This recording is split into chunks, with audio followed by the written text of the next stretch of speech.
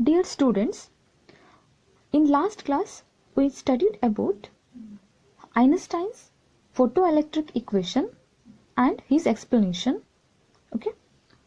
So in this class let us study particle nature of light, de Broglie hypothesis and Davison-Germer experiment. The first topic is particle nature of light. So there are three evidences for particle nature of light. First one is photoelectric effect. Here, interaction with matter, light behaves as packets of energy. Those packets of energy are called as photon. Second evidence was Einstein concluded that light can be associated with the momentum h nu by c. And also, according to Planck's quantum theory, energy of the photon E equal to h nu. Hence, definite value of energy and momentum gives strong indication that light can be associated with the particle. That particle is called as photon. Okay. And the third evidence was the experiment on scattering of X-rays from electrons by A.H. Compton. Generally this experiment is called as Compton scattering. Okay. So these are the three evidences which proves light behaves as a particle. Next topic is characteristics of the photon. First one, during interaction of radiation with matter, radiation behaves as if it is made up of particles called photons. Okay, means here on interaction with matter, light behaves like a particles. Okay, those particles are called as photons. Second one is each photon has definite energy E equal to h nu, which is equal to hc by lambda, and momentum P equal to h nu by c, that is equal to h by lambda, and speed c. Okay. Next, third one is energy and momentum of the photon depend only on frequency of radiation. So this can be explained according to the energy expression and momentum expression. Okay, E equal to h nu, where h is Planck's constant, hence E is proportional to nu. Nu is frequency of the radiation. Similar way, momentum of the photon can be written as P equal to h nu by c.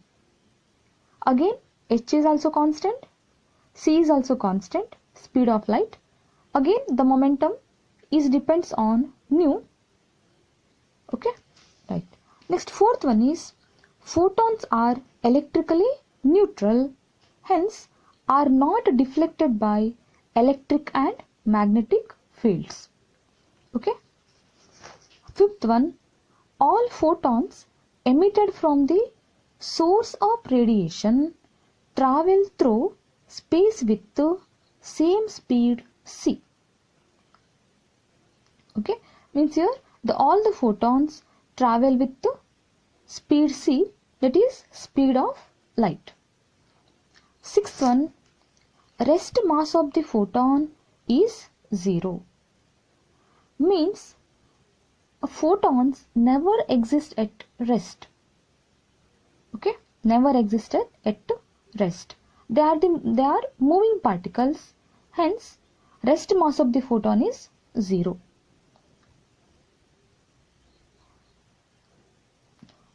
Next, seventh one is In light matter interaction, total energy and total momentum are conserved. However, number of photons may not be conserved. Here, this light matter interaction or photoelectric effect is called as elastic collision.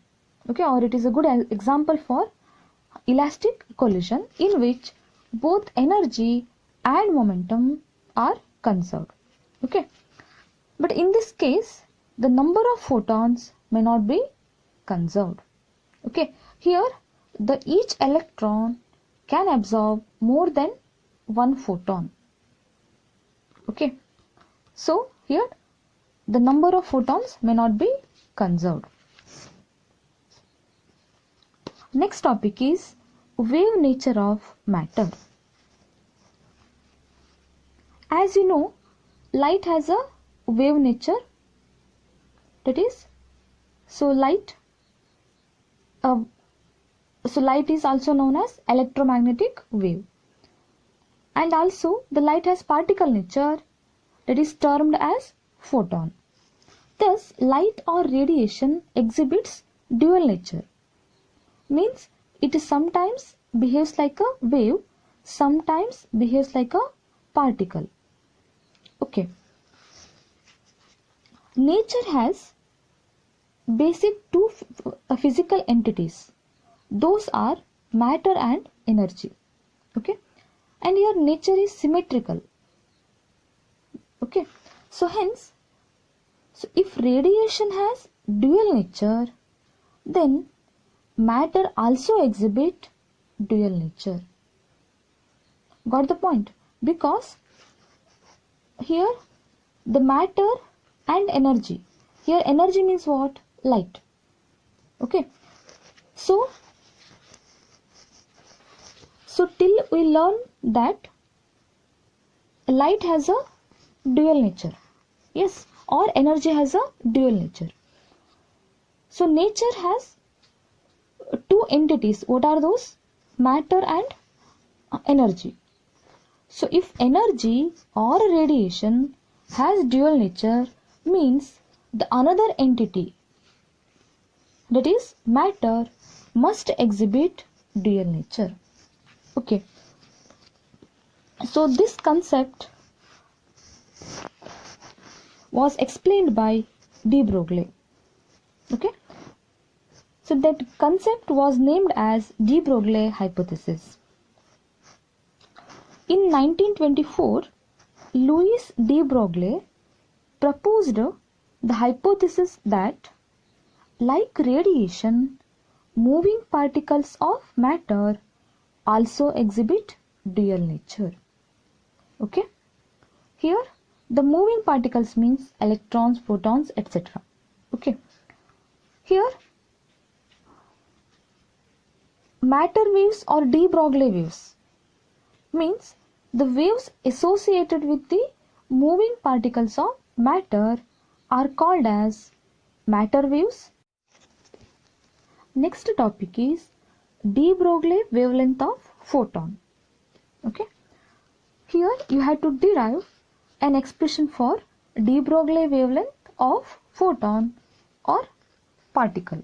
Okay, here first consider a photon of frequency nu, wavelength lambda, travels with velocity of light c. Okay, or travels with speed c. Here, according to quantum theory, energy of the photon can be written as E equal to h nu, where h is Planck's constant.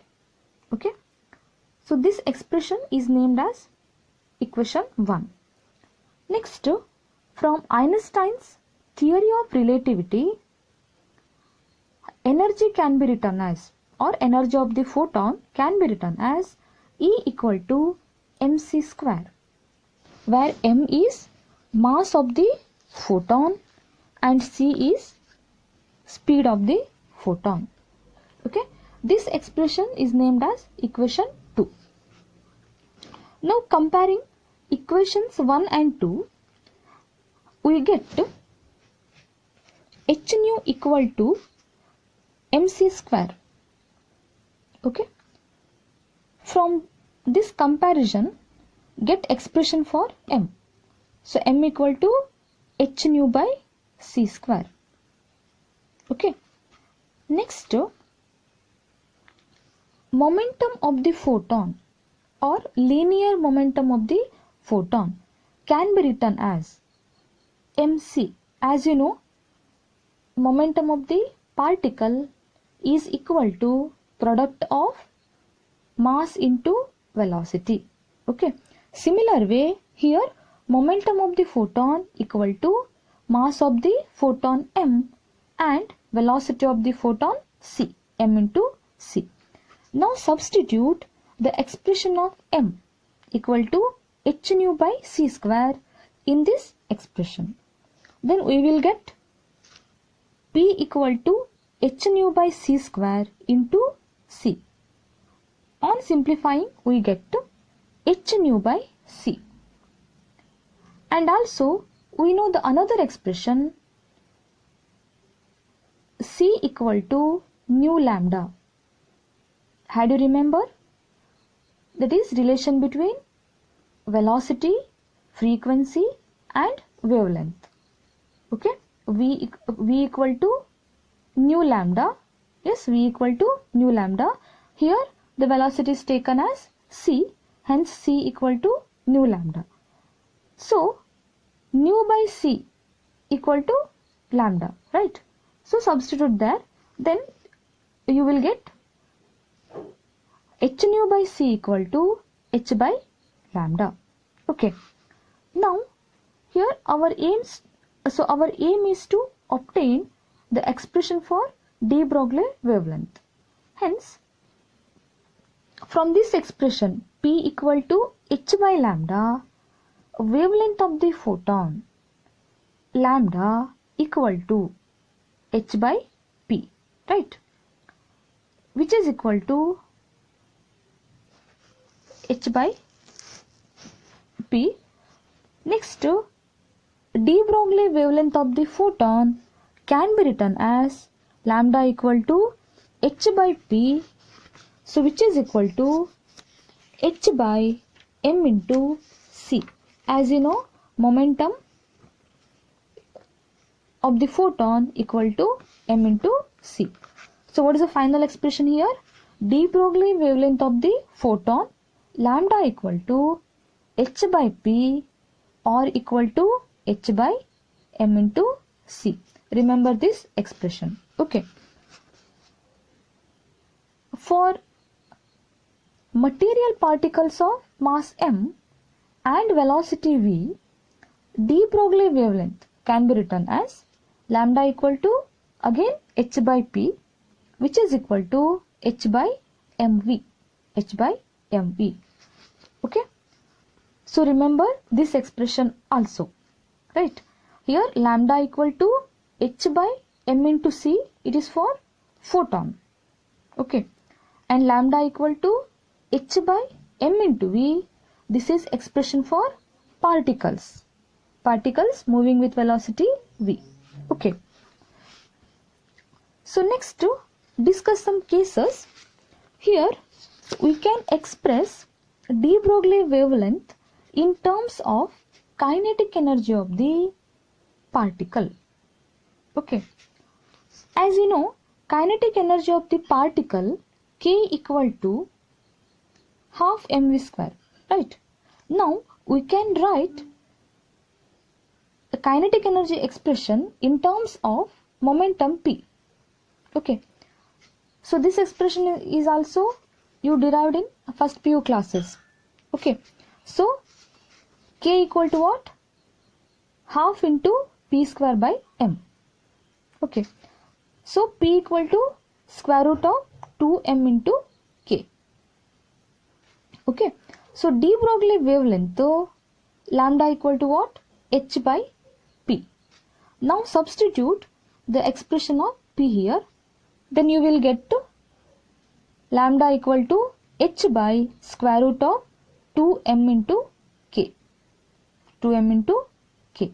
Okay, so remember this expression also. Next, second case is when particle of charge q is accelerated by potential difference v in volt, then kinetic energy can be written as q into v. Okay, then de Broglie wavelength lambda equal to h by square root of 2m into k. So substitute this kinetic energy value here, then you will get h by square root of 2m qv. 2m qv. Okay, suppose for electron charge is E, is minus E or E. So q equal to E, then this expression can be written as, here in above expression q is replaced by E. Okay, so lambda equal to h divided by square root of 2m into EV. 2m into EV. Okay, here h is Planck's constant. Value is 6.626 into 10 raised to minus 34 joule second. Next, m is mass of the electron, which is equal to 9.1 into 10 raised to minus 31 kg, and E is charge of the electron, that is 1.6 into 10 raised to minus 19 coulomb, and V is the applied potential difference. Okay, on substituting these three values h, m and E, we will get lambda equal to 12.27 divided by square root of V. Okay, in angstrom. As you know, the wavelength is measured in terms of meter or in angstrom. Okay. Next topic is Davison and Germer experiment. The wave nature of electron was first experimentally verified by C.J. Davison, L.H. Germer and later by J.P. Thomson. Okay, so remember this point. Generally the question asked for 1 mark. Okay, so next consider construction. So in this diagram you can observe where the capital F is a filament heated by low voltage power supply LT. Electrons are emitted by the filament are accelerated towards anode A. High voltage applied between filament and anode by high voltage power supply HT. Okay, next here anode A is in the form of cylinder with fine hole along its axis to get fine collimated beam. This beam of electrons fall on nickel crystal, then electrons are scattered by atoms of the crystal. Okay, here the intensity of the electrons scattered in a given direction is measured by electron detector. It can be moved on circular scale and connected to galvanometer. Okay, and this whole apparatus enclosed in an evacuated chamber. So this is about construction. So next discuss the working.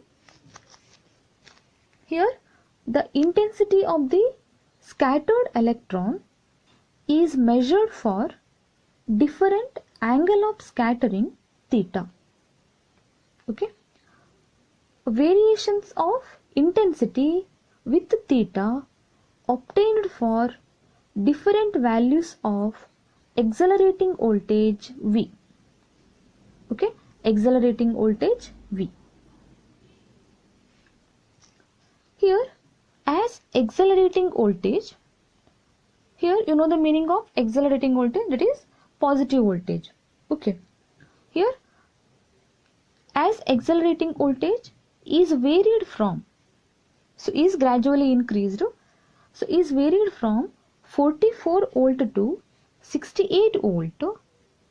It was noticed that strong peak at angle theta equal to 50 degree and voltage is 54 volt.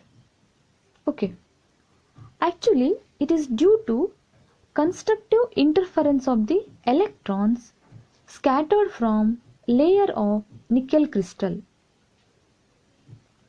Okay, here from Bragg's law for X-ray diffraction, so we can write 2d sine pi equal to n lambda, where pi is glancing angle, which is equal to 180 minus theta divided by 2. Theta is scattering angle. Okay, so if you substitute, okay, so 180 minus theta divided by 2. Next is D is interplanar spacing for crystal. Here nickel crystal is used. For nickel crystal, interplanar spacing value is 0.91 angstrom. Okay, and n is the order of interference. Here the first order interference takes place, so n equal to 1. On substituting these values in above expression, then we get to 2 into 0.91 into sine of 65 degree. Here theta equal to how much? 50 degree. So we get pi value equal to 180 minus 50 degree divided by 2, which is equal to 65 degree. So sine of 65 degree equal to n equal to 1 here. So 1 into lambda. Okay, so here we have to find out lambda value. Lambda equal to 1.65 angstrom. This is practical value of the wavelength. Okay, according to de Broglie, the wavelength can be written as 12.25 divided by square root of V. Here potential difference is how much? 54 volt. Means at 54 volt, so we notice a strong peak, right? So hence, so on substituting the value of V, we will get to lambda equal to 1.66 angstrom. Okay, so this is the theoretical value of the wavelength. So on observing these two values, so we can tell that this means here the wave nature is confirmed. Yes, because here the theoretical value and practical value so are closer to each other. Yes, so this proves the existence of wave nature of electrons. Okay.